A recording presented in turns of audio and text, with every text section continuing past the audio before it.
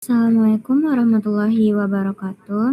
Perkenalkan saya Diva Safitri yang akan bertugas sebagai moderator dari kelompok kami, yaitu kelompok 3, yang akan membawakan materi yang sangat krusial di negara kita, yang berjudul Mandat Konstitusional Negara dalam Mitigasi Bencana, Analisis Pembagian Kewenangan Pusat Daerah Pasca Reformasi. Sebelum masuk ke materi, izinkan saya memperkenalkan tim hebat di balik proyek ini.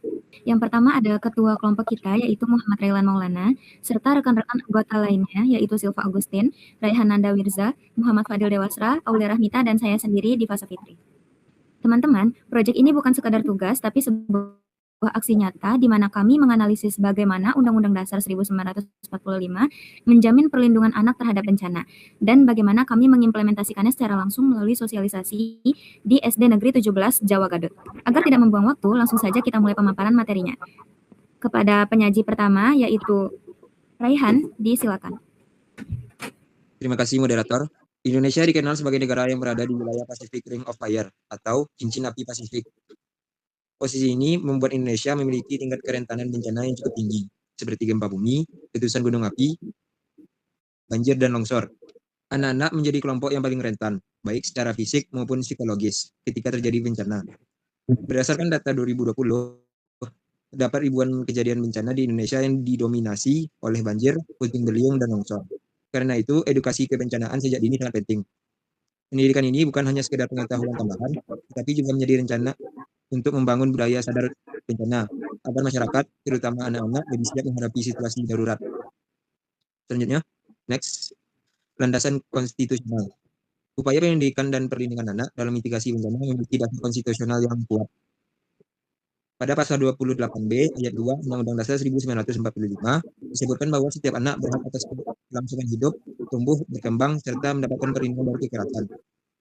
Kemudian pada pasal 28C ayat 1 dijelaskan bahwa setiap orang berhak mengembangkan diri melalui pemenuhan kebutuhan dasar dan memperoleh pendidikan. Selain itu, negara memiliki mandat untuk hadir memberikan perlindungan dan edukasi preventif kepada masyarakat, khususnya anak-anak, melalui mitigasi bencana sejak dini di lingkungan sekolah. Artinya, negara tidak hanya membuat aturan, tetapi juga bertanggung jawab memastikan adanya pendidikan, pelatihan, dan kesiapsiagaan berencana agar anak-anak lebih siap menghadapi situasi darurat. Baik, mungkin cukup sekian. Saya kembalikan kepada moderator. Baik, terima kasih kepada Rehan. Untuk materi selanjutnya akan disajikan oleh penyaji kedua, yaitu Railan. Kepada Railan, disilakan. Baik, terima kasih kepada moderator. Di sini saya akan membahas tentang tantangan desentralisasi. Yang pertama, itu dari kewenangan pusat. Dari kewenangan pusat, bertugas sebagai menetapkan norma, standar, dan kebijakan nasional, seperti kurikulum atau model edukasi kebencanaan, berdasarkan Undang-Undang Nomor 23 Tahun 2014. Nah, yang kedua, yaitu realitas daerah. Kesenjangan implementasi akibat keterbatasan kapasitas, anggaran, dan koordinasi operasional di tingkat sekolah dasar lokal. Next.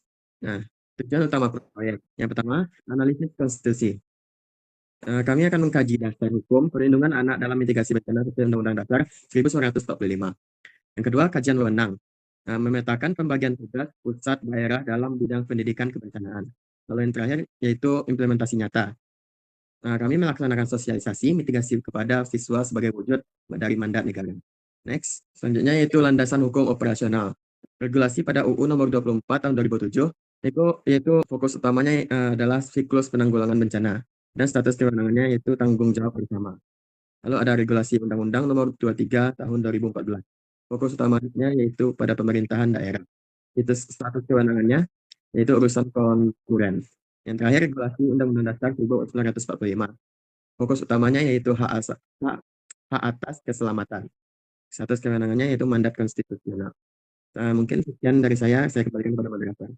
Baik, terima kasih kepada Railan. Untuk materi selanjutnya akan disajikan oleh penyaji ketiga, yaitu Fadil.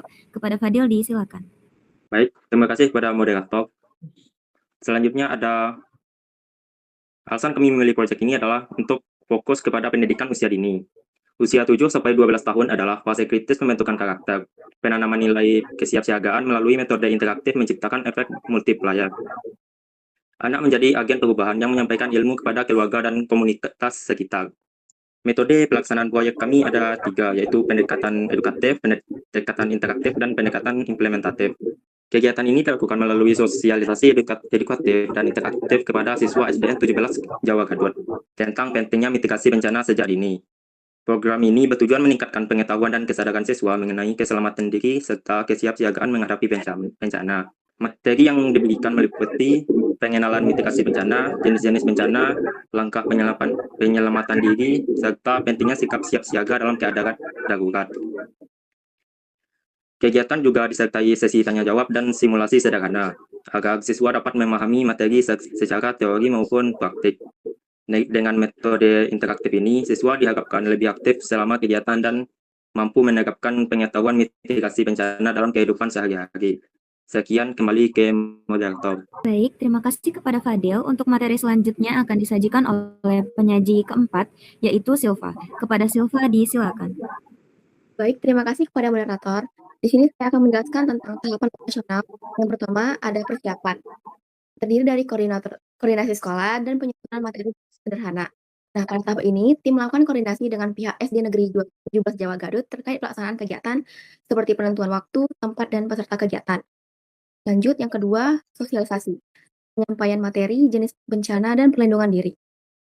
Nah, pada tahap ini, kelompok kami akan menjelaskan tentang bagaimana sih materi yang akan dijelaskan, jenis bencana, dan perlindungan diri.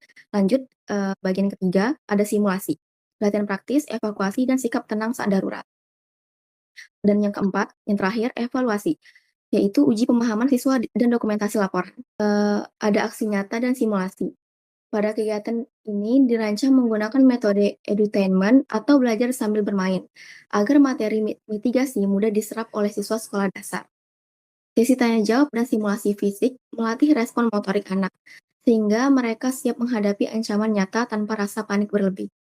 Sekian, dan kembalikan kepada moderator. Baik, terima kasih kepada Silva.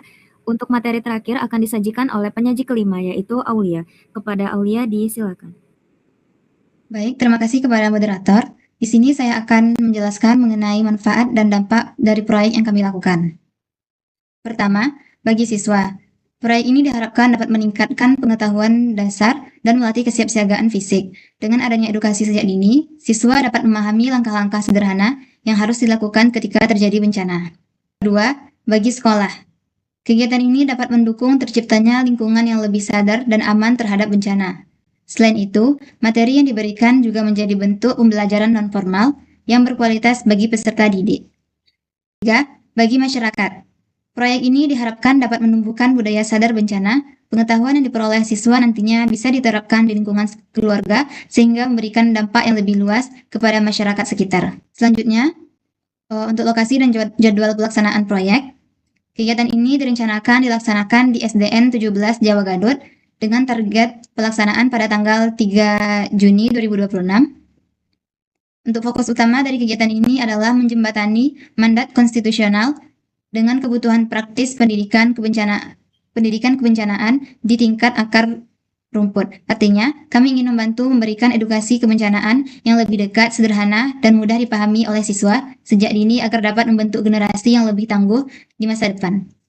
Baik, terima kasih. Saya kembalikan kepada moderator. Terima kasih kepada Aulia. Demikianlah pemaparan dari kelompok kami mengenai proyek mandat konstitusional negara dalam mitigasi bencana.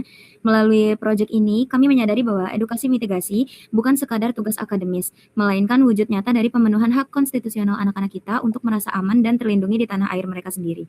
Nah, kami berharap langkah kecil yang kami lakukan di SD Negeri 17 Jawa Garut ini dapat menjadi pemicu munculnya budaya sadar bencana yang lebih luas, dimulai dari lingkungan pendidikan terkecil. Saya Diva Safitri, mewakili seluruh anggota kelompok 3, memohon maaf apabila ada kekurangan dalam penyampaian kami. Terima kasih atas perhatiannya. Wassalamualaikum warahmatullahi wabarakatuh.